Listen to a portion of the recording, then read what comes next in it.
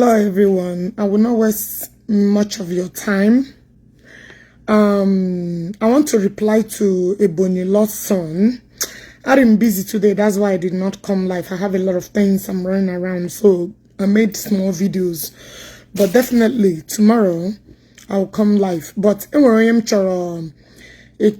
first and foremost, I want you guys to know that Ebonyi's son was paid 500,000. I have given him challenge that if he's defending Jpac from his heart, that he should come and swear with those who more chicha that he should swear with them that he did not collect 500,000 to defend the lies he's trying to defend, and that would disgrace him in due time. You what I go? I deal with people like you with evidence. I be chori problem with Jpac. You and I must rugged them. Now let's listen to your useless video. Make I give you small auto. Make I give you Jpac. Make I give you small auto. Nobody you. Sabi give others auto. Make I give you small auto. Since 2 weeks now, or 3 weeks now, or 1 week now, Ogechi Njaka and others, they give you boza. They drag you. Now Jpac, they drag you, drag your wife, drag. You find your body, let you find your body, and let you know what they can media. So that's in perfect peace. Amen. But Jpac, I stand for ground. They defend you, Jpac. I stand for ground like this. You did not stand for nothing. You are only doing this because of the 500,000 Jpac gave you. You are a hungry bastard who opened his ammo, burning what he cannot be able to train. You know you cannot be able to train them. So you are here for your own ego. Many bloggers that you guys called online rejected this offer. But because you are useless, you are thinking about to buy bleaching cream and rob. You are not defending Jpac. No, you are just lying. You are only after the 500,000 you collected. That is what you are after. You are only defending a blind thing that you know. Even in that conversation, just as that person don't want me to play their voice, that I'm snitching. Even in that conference call, need the show no Jpac. So why are you coming out? Come and swear with meaning and know that if Ogechi, I'm lying against you. That you did not collect 500,000 naira just to be disgracing yourself. Other content creation again, Wagaji. Who is Wagaji? Wagaji or Mado? Oh, you're Mado, that man you're looking at. Oh, you're Mado. Wagaji or Wagona again. All of you are hungry bloggers. Don't worry, I'm coming for that one. Can you go the video because Samam, you called his name here. Can you go oh no wonder go from A to Z of you that collected this money. Oh no wonder go from you as convicts, from you to so-called waga, all of you are hungry bloggers. That Jpac na just remember wedding. Now get money. Oh yeah. See you though. You want to go? For you all hungry bloggers, I am warning all of you now. Go. Because of that, they even called, they even go and collect your money and start talking rubbish. You understand what I'm saying? Go and collect your money. Start ranting as usual. Ogechi Njaka say, some people they call me gay. Unto say Jpac. Oh yeah, hero. Because you are my friend, and that's why I'm defending you. Of course. Can I swear for you that I'm not Ogi Henike? That's exactly what Jpac told me is what I'm saying. Can you swear too that I'm not Henike? All of you that supporting Jpac, that means all Bempuno. Because I see no reason why him mother the whole show. Why are you swearing on something you know nothing about? That means you are their member. When I was accusing Jpac, or when I told Jpac what exactly what he told me, did I mention your name? I mentioned him upon your lost son. Is it not because of the money that you are eating. All we hear many. Ijiri susu no so onwagi be na defend the rubbish. Yawuru need you okay like other bloggers that are busy. Will they be wasting their useless life or go am and I get baby? Or go am that is to come with a different dangerous ways? Would they come and be useless in themselves while you're hopelessing yourself? Or game that is not stopping anytime soon? Oh yeah?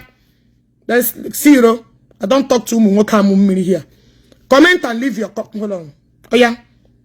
Otilo. Fuck off. Singapore. This place is not for you. Eh? Agreement that is not ending anytime soon. That you are defending against Kamini Auru no Lokute. How many times will he continue to give you 500,000? Each and all God have become. I'm coming with here get destroy social media. You don't even know me. Oh. You guys are just you just come on 500,000 and you get job. You better go and get yourself ready, because this war, you're just wasting your time. You're just wasting your time. Okay, oh yeah, F off. Zero. This place is not for you. You want to go? This thing is not end. I don't know why you're coming out to disgrace yourself. You are just oppressing yourself. Collect your own 500,000 as you have collected it. No, susware. Ima de inwe content. Ama me na asigi. Ama de me hino akako. Eche na get pataka gacha. You're posting my video. Just they look you, they laugh. Maybe down send the gag very well. I just pity you. In my Facebook ki share. I just pity you. But in my how bulldozer anime destroy anime mebere. Appear na popogomu someone go na movie industry as no work. I don't know why you won't baby. Una for baby na. How gonna cure people depression? Why do you want to baby me? You gonna buy na 7 book of Moses. Okay, now all these people now where they wait for my live program. Where are they cure depression? Mande no na dachu pronadi. Mande diha chitiron. Mande buhe HIV. Nde wotere their result today. Ha me behaga baga. Mande enwe go japu gulo. How is it gonna? What do you want me to do to them?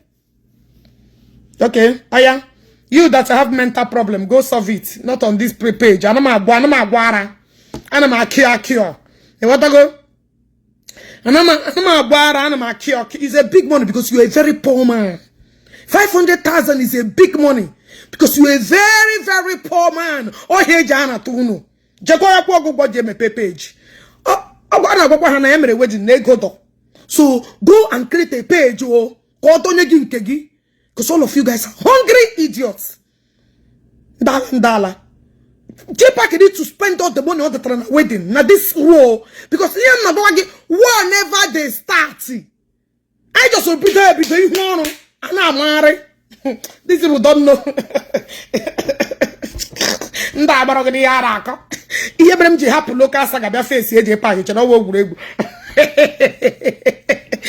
You guys are so useless, eh? I don't know what you're trying to defend. Things you know that you cannot be able to defend. Dala. Ebonyi lost son. Bleaching lost son they're looking for. Ego Jefido. Umware panda hemono. I just pity you. And I'm about everything for me comes with a war. When they beat up broom, okay? Sage beat I don't tell you. In a people not go see you now. Anakwa choguma. I could have Jpac brew my father. Or quote them on all the consequences. He my father about war. He damned all the consequences. Right? He damned it. When they put up, okay? Jihad mewa war. He get put on name. I mean, I had to know. Now you got to cry, yo. It people now no go call you. With the men war. Get put up. Me broom, get swear. Back you put on name. They play. Because I'm going to just tell them again. life and direct. Because when get pito, now you they do for my trouble. Because nobody hired you for this game. You just collected your 500,000 days. Don't say I not tell you. Now so what day? When limitation of ihe lawyer. When you're actually rest in peace nishi. I tell them make it no kill me yet. The movie on art, make it no art and finish. Yeah, I part 1, they go part 2. So when you go start, don't say okay, I not tell you. I'm not gonna stay here long. I'm gone. I've been busy all day. Because I know you are not gay. Okay. In this life, if you and somebody be friends, make sure that you maintain that friendship very well. Can you putela barando Ebonyi? Biado ishi that you do ishi na and when hamon aga Jpac nike. Bro barande Ebonyi. Biado maya because he won you mabara. In a bogu, in a bunshi in a momenala. So brudos amanala, baranda hineme. Bruya biadoma. Shingo. That you are swearing with this abarunu or gana or congo redibia. Gapokombu unde nigu a congo woke unde nigu woke.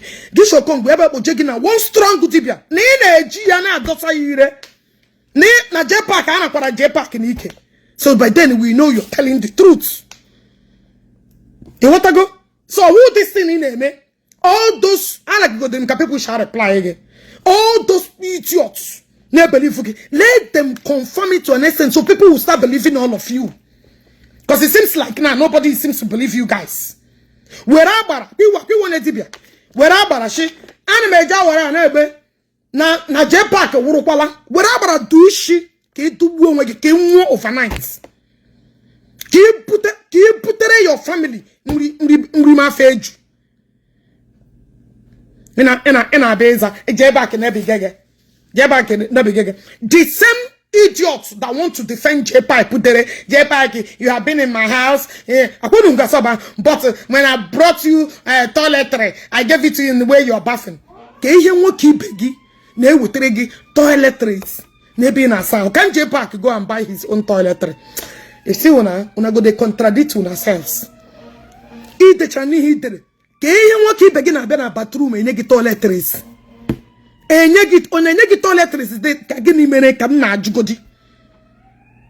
Give before I got toilet or by anywhere. You gather those things. It was in a bathroom now, but okay. Call be size amoge. Call be to like Jime. Call Shiba. Bia this man in a defend Jpac. You come. Get it again and after you finish buying that toiletry. Work on up, baby, what keep any toiletry. Work on woman jabo about no is facing themselves. In a serious toiletry before you have. See how you contradicted yourself. I'm going to get no take Jpac with me here. They defend her.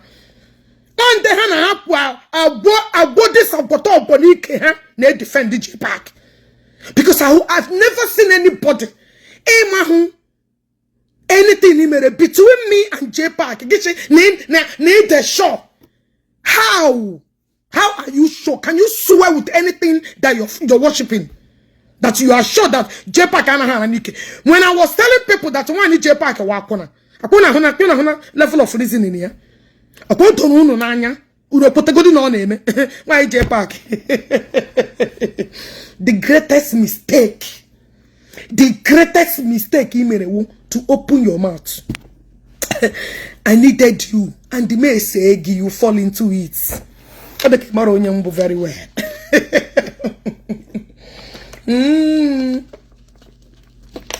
Le boy being a board top fan, we being a board. Makwan name kwa nka enwere secret enwekoro nwenke top fan. E go be na board na ajaru mu nwoke oto. Agwara ngi na Facebook na m ga-etiri ya.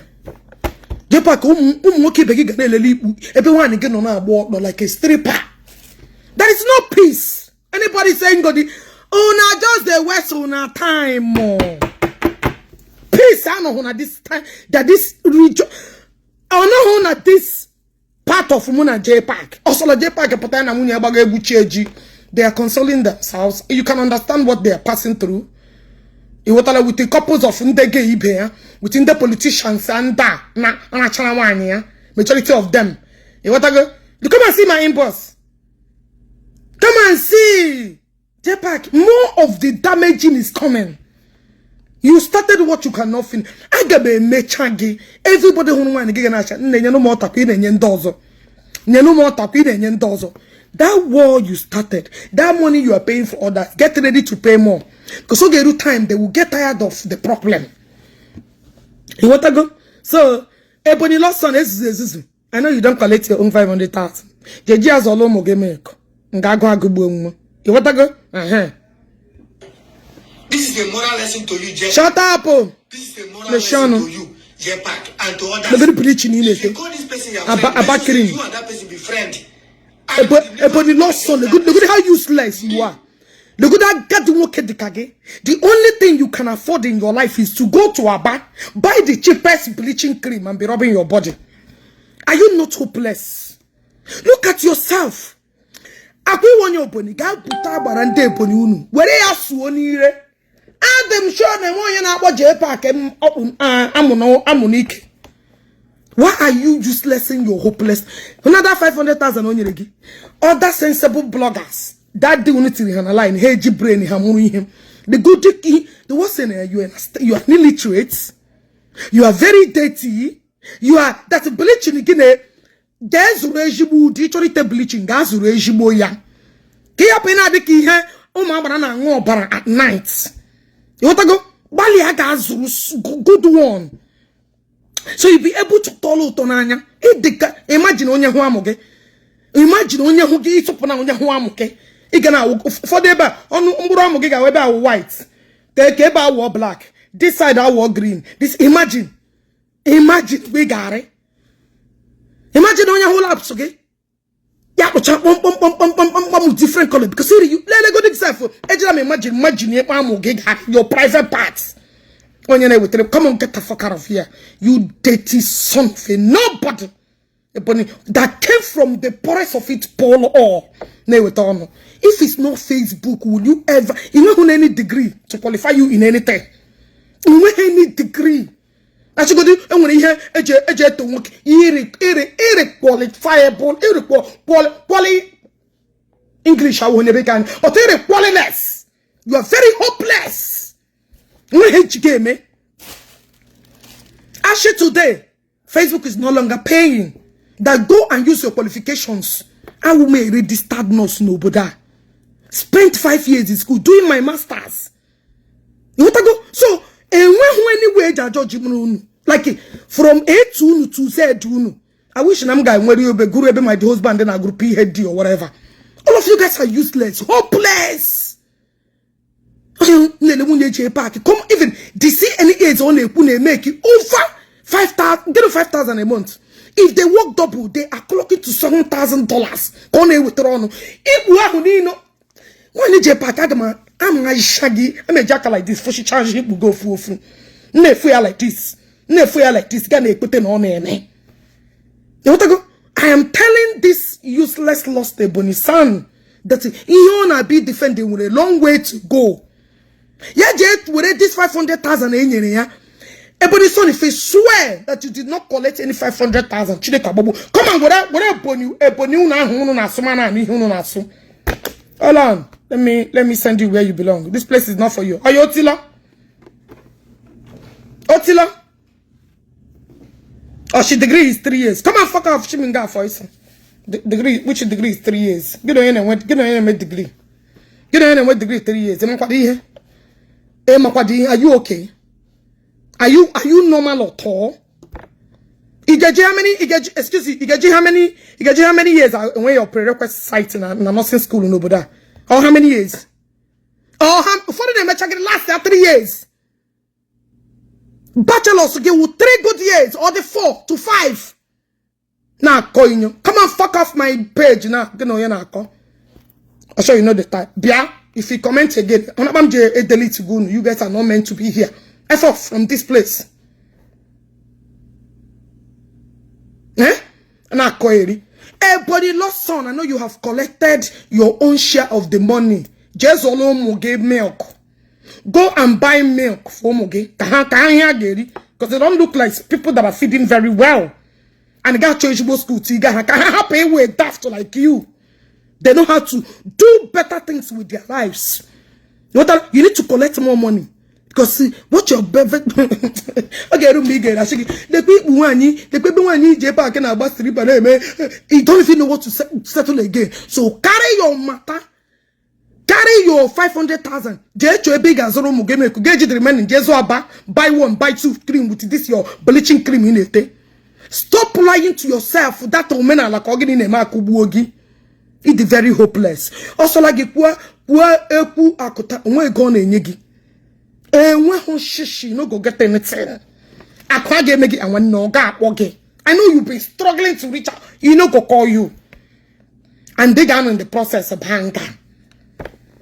So each baby oku chekumi shigi hanga baby oka boge. Baby oku I know whether they like trouble. Oh God. Jpac bejere koroge hohuru. Okay, oh yeah, let me put you suspension. Yeah, boy, Attila.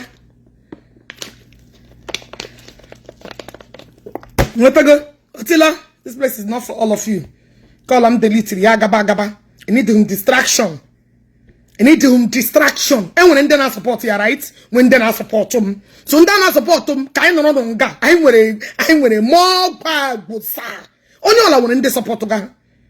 If you go to Ebonyi lost bleaching song, it will not support to ya. Get been on my platform. Get Jenna ex-convict. It will not support ya. Gaga and Jpac. Only all I want fans ya. Everybody get people with the support. So you she from your territory. Yeah? She from I know what we're here. Fans, action on your gang, fans and genant. Action on your gang, nine with a cove. Now, fans, nine with a cartel. Now, fans, that's an nine with a cartel. Nine with hierarchy. They don't believe what it happened. Yeah, it's not. We are not two-faced people. And that delay le mocha. Here with the guys say my here, women in my here. Eba can you because the truth must stand. Let me tell you, anything you do in this life, there is time for everything. Whether it mean another thing for years, the day of reckoning, the day of reckoning. The day of reckoning, the thing got pagani, I'm a paggy, yana bump. Since Jpac has been tormenting people, na blew up. Jpac will believe from a day, near secret ya, nam geji destroyer. On be defender. On be not defender because he hate Ogechi, and you know the truth. Keep the hate he hate him by the side and speak the truth. Say the truth. Ejoku, now forget ya beef monagi or how you don't like me, how I'm very outspoken, how I think Ogechi I run shit. It shouldn't be your concern. The truth will go in Kebe Dala. Yes, you all know what I fancy more. You all know what I know. One day, maybe I'm much of that honey Gaza. Apa getting fancy, very dark man. We're gonna retag hang. I get what chunk. I want this Akwa you pants. Nacho moki be again. Lay on your name.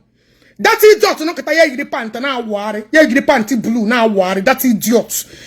Ganele kwani enwe no na amoya. Ya wo one thing is support there. All these men in a small ammo brain had is too small.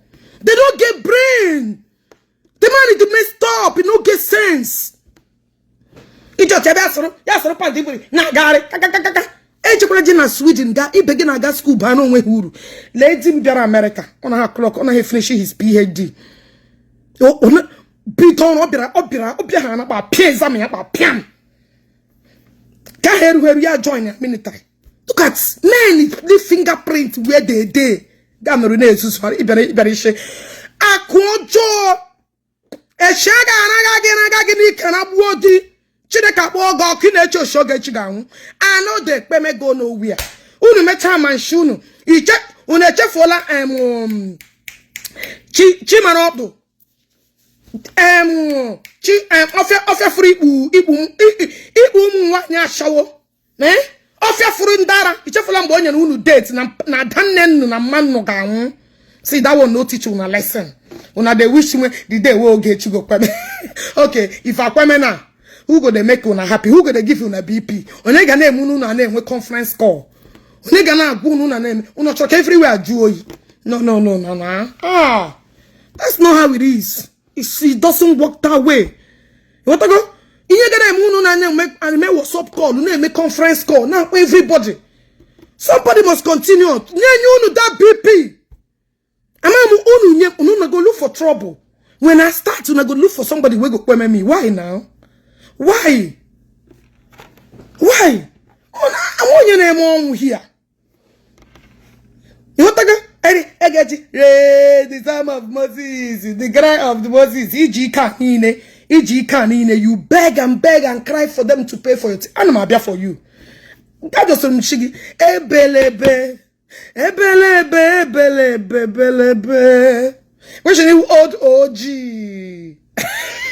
Old OG, they begging for 100,000. I got 2 children in United States of America. I got houses. You don't know me. I don't know me.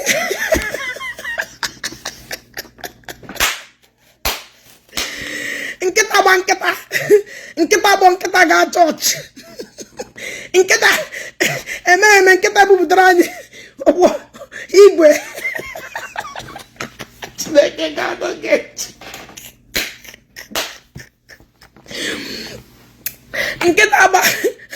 Nkita ba go n'aka.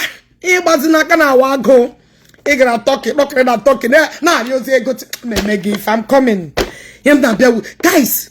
Na share no page, follow no my page. More Ejibo news no here. You know these people? They are empty. Na fake life. No can one hello. Aya, Otila. See, look. This place is not for you. I'm just showing you. Sobenomu amamuzo sobenomu sobenomu sobemu amamuzo sobemu. Yeah, na chum. We take a we take hammer na mbu correct. Hammer na mbu put everywhere.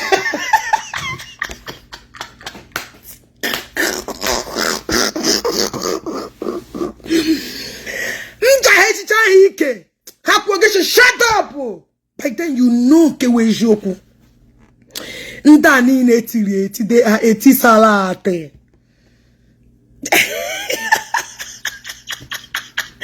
Or ex-convict. Ex-convict. And yes, you know that I'm when gang and then I supply and I need truths. With the truth, KJ destroy you all on our lives. Day one was a rent. Day one, and I'm go comment, but I'm a monitor bad ones. Muana like this may send them where they belong. And when they behind again, with them, we have Hagawadia. When I leak my voice note that time, Jpac, to say if they do Zion stop, then they give you one kobo. Now leak my voice note that time. Now me they defend you like Jpac. Shut up. You're not defending Jpac. You are only after the money in your regi. You're not defending that a man open. You are not defending Jpac. You are only after the money that was given to you. Why is it that you only few of you are gonna go accepted the offer? I could do some reasonable ones. I could catch your money here, nothing consigned because I'm on a Jpac redempt. And the funny thing, you knew that they are all lies. You're not defending Jpac. Don't come here to pretend you are just a bloody motherfucking liar. I go in a defender. I go in a defender. Oga engagement. In a defender. You know In a defending engagement and abagishi. Hey, Ogechi doesn't get engagement. She won't use it. This she no get brain. And you are giving me the intelligent. Now who get brain, who no get brain? The same engagement you no one give me. Now you don't dash me engagement. You don't forget. Ilecham gocha na Tom. Mbe, Ogechi na run page. E went to Facebook na reporting na bringing down a war. Iwo nye. I am your mother in this game. I'm Murugi. You the man in here who pag up on an issue at this blew up. You are nobody. When I they run, who is Jpac? All of you are nobody. All of you are my followers. When they follow me. When they call OG, I be the real OG. Oh, idiot, and they will tell them on engagement. I don't she base and they will tell them on. Now, this engagement. Oh, Makana, lose your loss. Oh, Makana, Berabia, Mbia Fran Roga, a line to low. Imokodonyango. We never tell them on engagement. And now, I am begging you for that. Give me a Jpac. Hey, Jpac put one day in a video, yeah. And you hear prayer, be the page, yeah. And when you're on a page, yeah, a bit Monday later. Nelly idiot. On my page, I was the first person that created page in this blue app. And when I came in here, Unama would Ogechi the run pay. Mbahe pay my Yoruba menu Ogechi 1.5 million. Everywhere. Every adikebana azu e corner wakine with remono. Ya wo go. Even will I even notice that person like you exists? In a with remono engagement. Ogechi, arema. But don't worry. Don't rush. Waiting go be. What I go? Now yeah we day. Waiting go be. You feel me? Make we dey hear your hungry mouth. Yes, now. Upon how I won't rubbish me that time, and you, Jpac, you know the truth. Even though I accuse you now you leak that voice note. Let me tell you, don't they do this damage control? You knew that Jpac gave it to us. You are only speaking under influence of the 500K Nyeregi. You knew that it's not Mahakwe.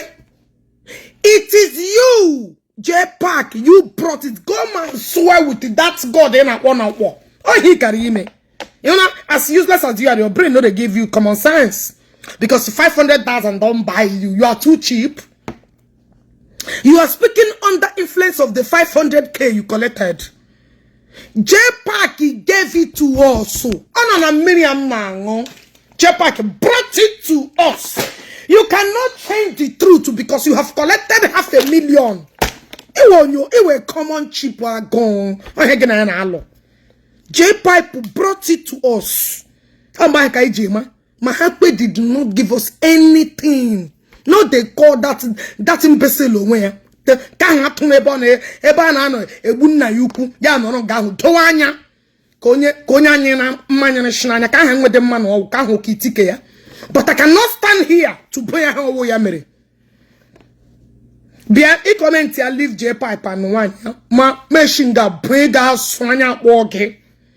F out from this platform Chineka Bogoko. Shinga voice so. Amado hamurum na babu gini. Ndala. So now they come, they bring say na Mahakwe.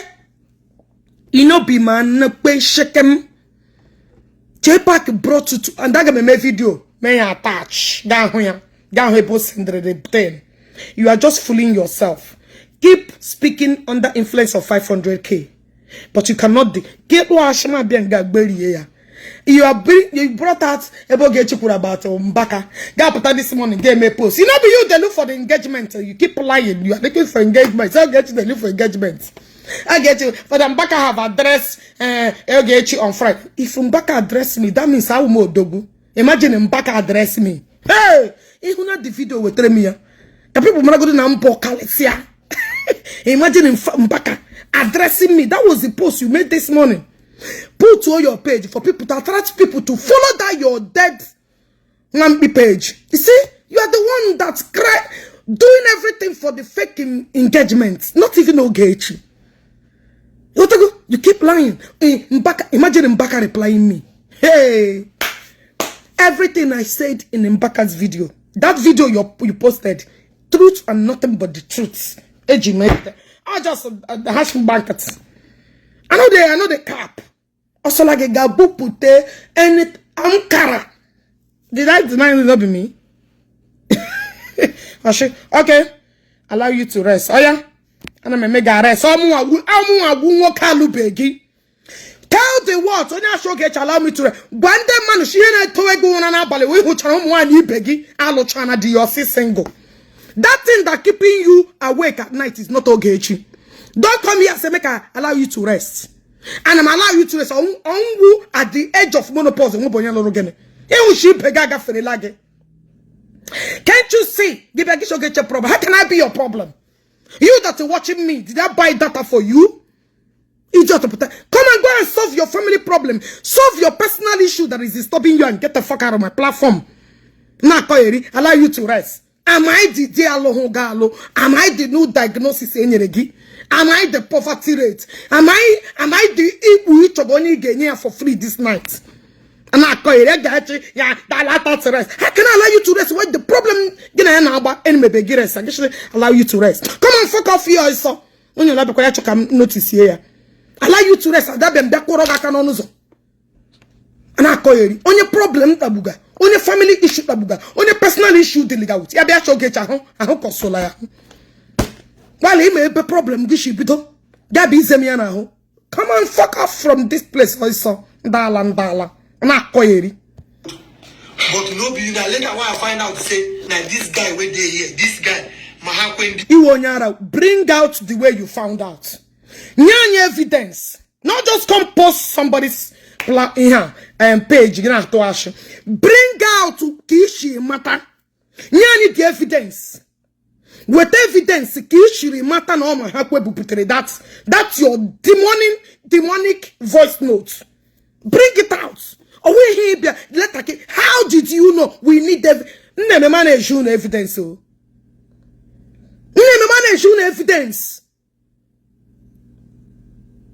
Eh? Where is the evidence?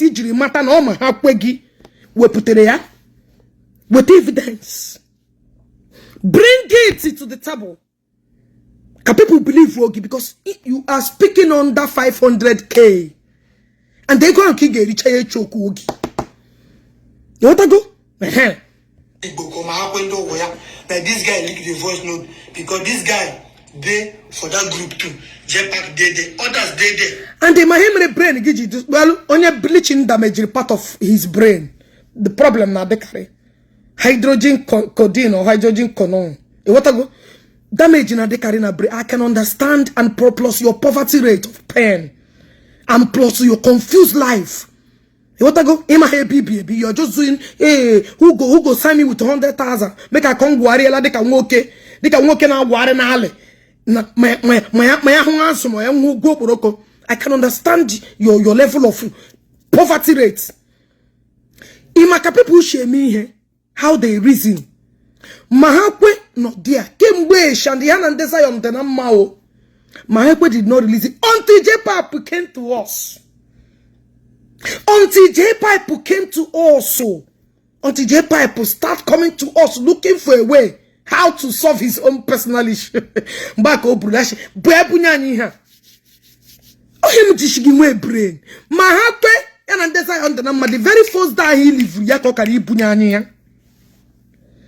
but when your IQ is very low, you can't measure anything reasonable. Yana wouldn't be Jpac babazira nyinime. Ka Jpac will head release here. E wonye wonya pai.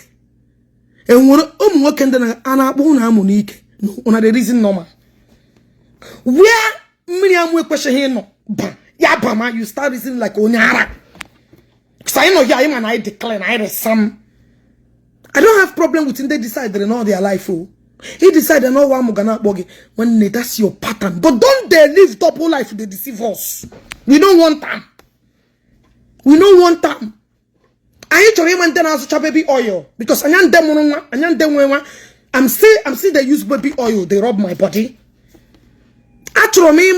those that are buying this baby oil, now China, the corner one or Waba. So no, they deceive us. You want to go? Make could they hear you? And I cruise with the cat, and even Jpac say something. Me, I see what I say. This the body will picture the guy. Now lie, not be this guy, yo. Now lie, you don't be him. It not be him. That time where it not be him. The padlock guy, they trend, they bring it out, opportunity. The ones that do damage control, and they control damage. But they say you are the one that doing damage control. Tell Jpac, copy me video no who ya putere that thing. Tell Jpac. All this is you're doing with influence of the 500k. You a hungry blogger. I go no. Condition Nigeria bad. Aya. Jeba who bless man who own a platform. Otilo. F off. They blackmail our papa, our daddy. Like this guy. Look at that voice. It's a lie. It's not him. No be Jpac. Now because the Jpac they do that's why they accuse Jpac that time. But no be Jpac. Like this guy. He will nyanya evidence that prove that is this guy. And that mean nobody get evidence that prove that is Jpac. How about that? Guys, unu rela na o ndene say una share. Now unu need evidence. Clear evidence. Not hearsay, she say. Things, physical evidence that clear that because I'm a video post here. I'm not a fan of making video posts, but guys, no follow the video name and a post now. Imagine live video. Do you know why I like live video? Because on a make but I may record how Jpac released that voice. But then get proof what about this guy injury with here. More under 500,000 influence in a or in a question. How about that? Guys, do we have a deal? Do we have a you know this bleaching cream guy? This hungry bleaching guy. This hungry bleaching guy. Okay, I'm not negi wa shawo. I'm not him magijere muoge. Akona negi. I'm not. How about that? Because you got to prove it. He need the evidence. Pure. Or we here no. We need here people you like. I'm evidence and I back your him up. That's why people like me. If you don't understand this game, we put evidence. Don't just go and copy video minute. No. Always bring facts. Truths. With the facts, people will start believing you guys the more. What I go? I'm gonna Jpac. I get you because in Nigeria, I know that hospital. May live video. You pay the Jpac lie about the this thing. So also, he cannot run away. Jpac can come to Nigeria. And my letter. I'm going to show him letter no get breach him. Get him ready. Because you will see me, I'm coming. A live program. You must come and examine your ass. Guys, follow this page. Follow ya. You want to go? And this guy do am. But Jpac see me now, they defend you. That time, Jpac, you couldn't even come out. You are not defending Jpac. You just collected the money and be useless in yourself. And you are expecting more. Video and now, people Jpac, can you defend the guy? Girl? This person is defending you. But everybody left you in a lie. You need more money because him and ego no yanaka. Oya, Otilo. Zero. Him and ego no yanaka na. Ian done in a treat si plega. Imagine Ebonyi son very. Imagine on your Ebonyi. Very boo. Where Jpac. You don't know area. A lot of people got ready by this time. You don't say this idiot to not defend you. Our corner, man, on the corner. So all this is when they play a game of mind. And say we get evidence saying that you release that voice. So all this is now when they pretend now like make everybody reject you. Now me there with you. Where the choronum.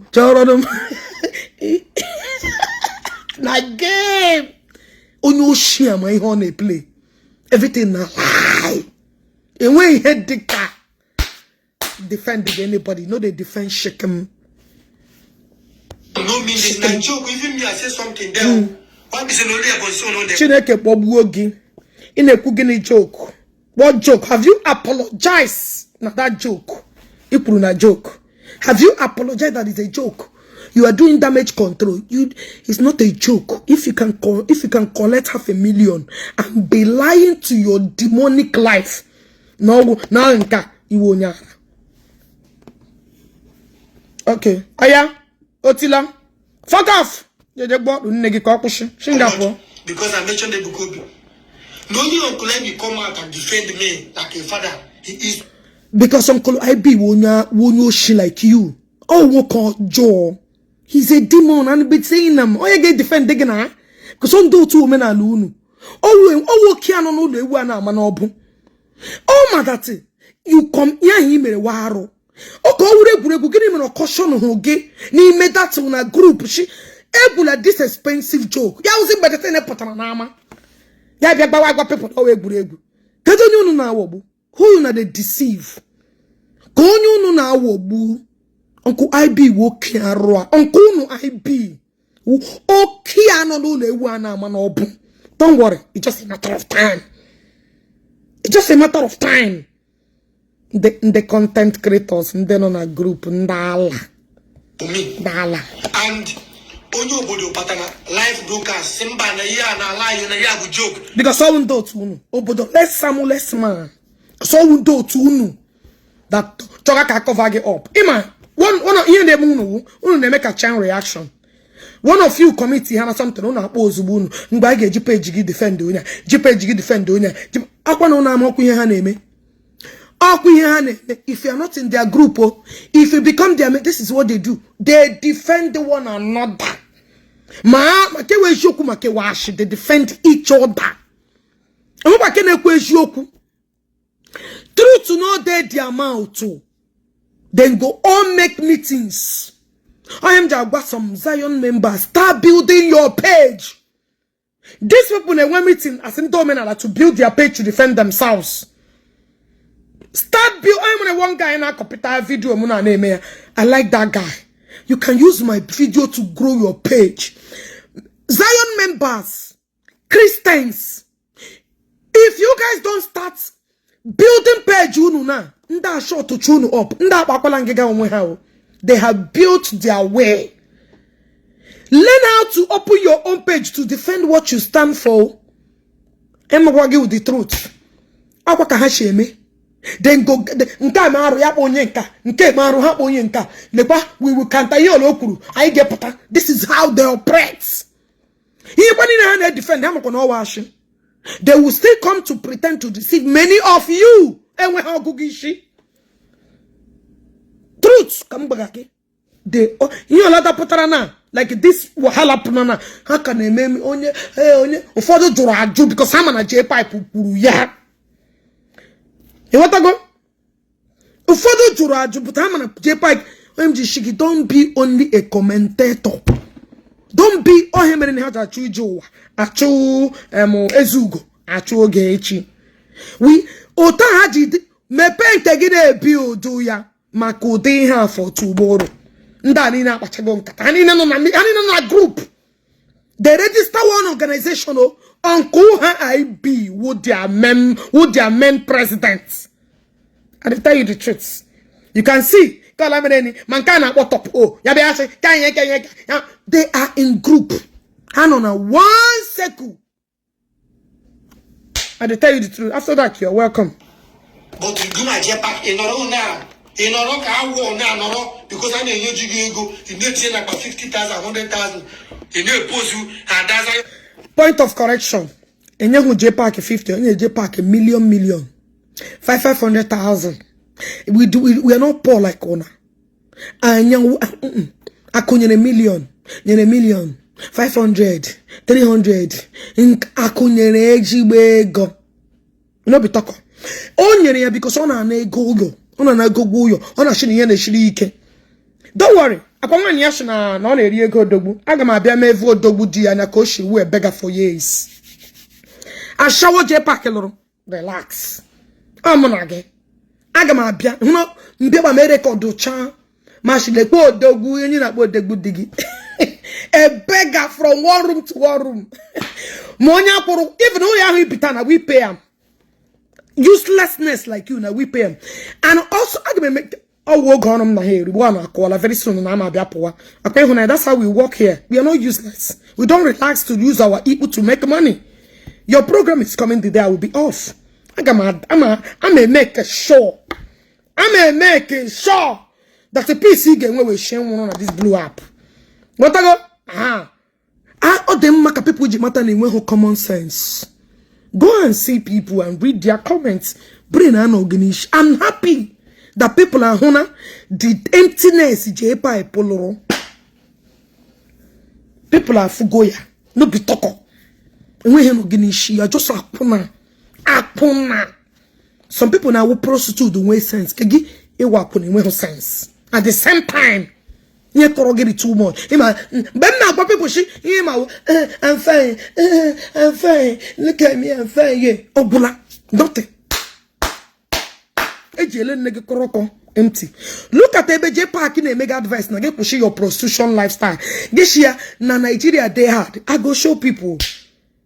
You don't make with the facts. This year, na so Nigeria they hard. They get what we're about. Relax. You met your una met on a match. When anybody defend the just in waste time. You want to go? 500.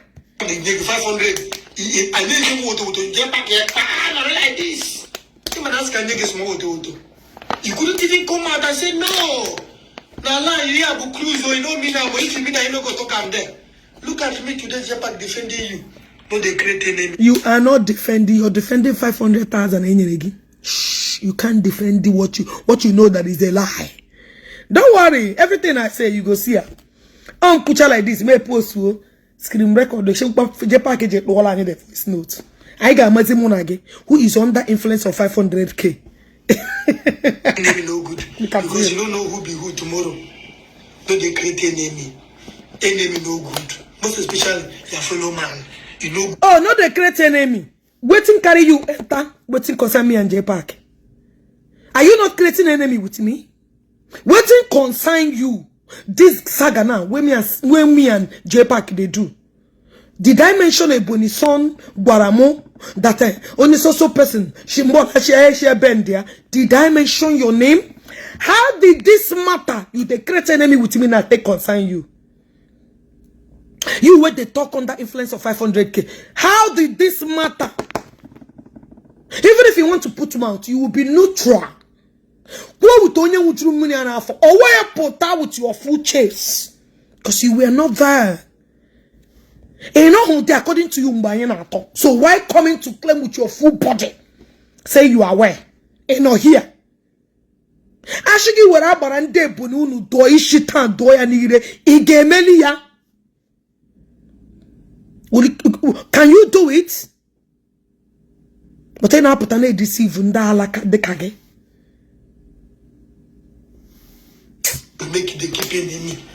See me, they defend you, Jpac. That me, they defend you today. All those people don't run away, only me. And got the game up player. Now Bagayashi, run on our way. Now I'm the only one here. Now Jpac put and they feel that Toge defend here. Oh, no matter what, despite that is only 500K, need to give him more. So he will continue in this game. Una water the game when you go and play. Una water on a play now. Oh, now maybe the strong allies where you get. You know, they see I'm say everybody don't run, litter you.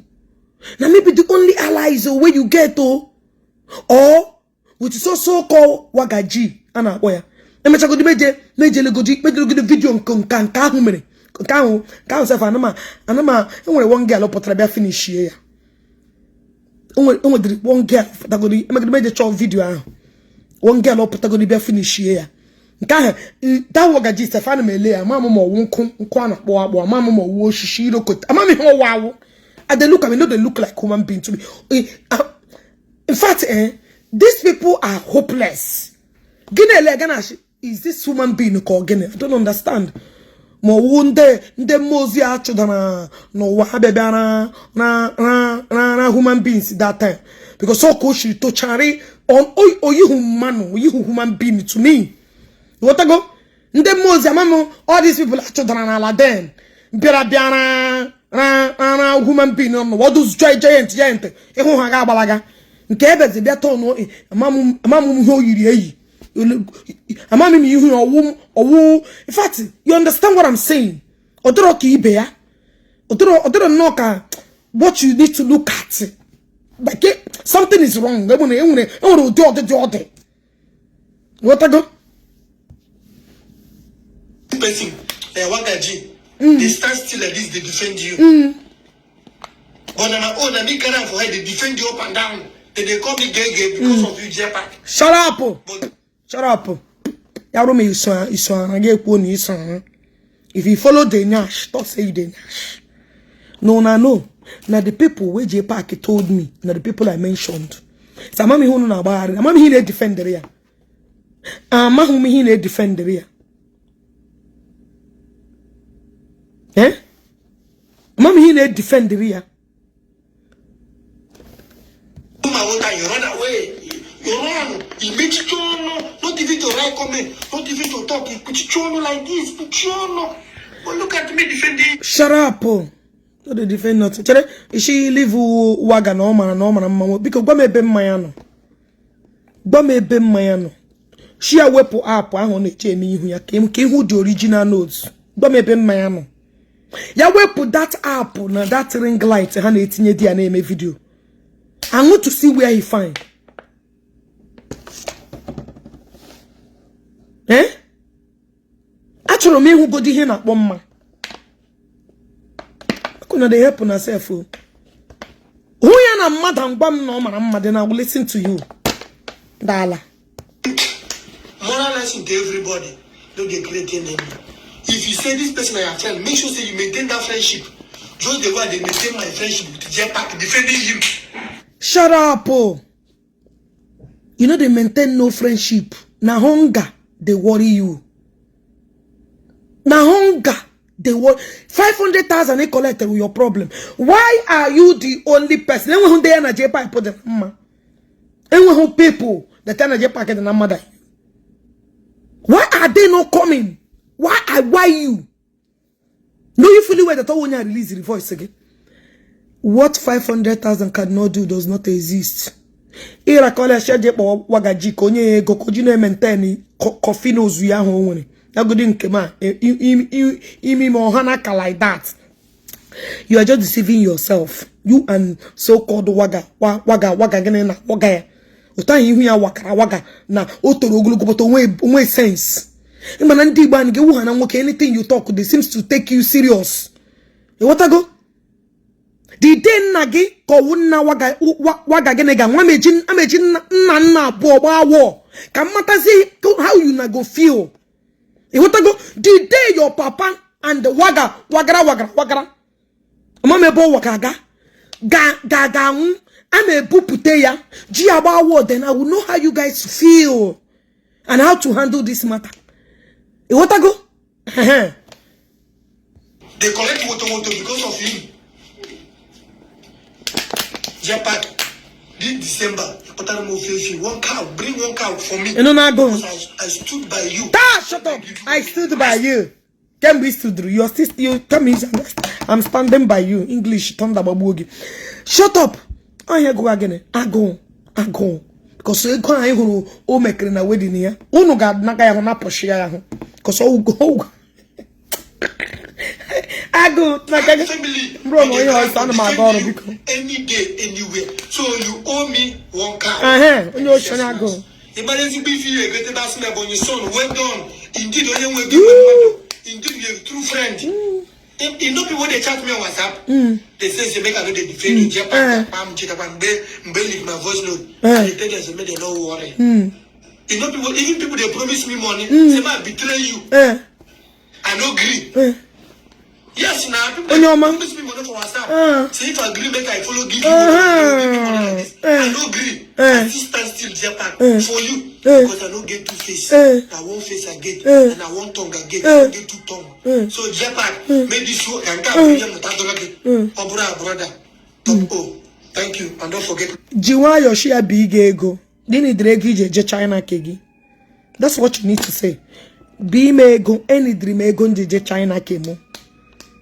I'm going too much. Now here the sign I got more 100,000 na kololo. That you are the cheapest assign again. I'm more no Kongu, yeah, again no Kongu. When you have 100, 200,000. Come manage, you know, for the season that I all bad. I him Jamagaga. I am gonna agent to na. I can understand. Idiots.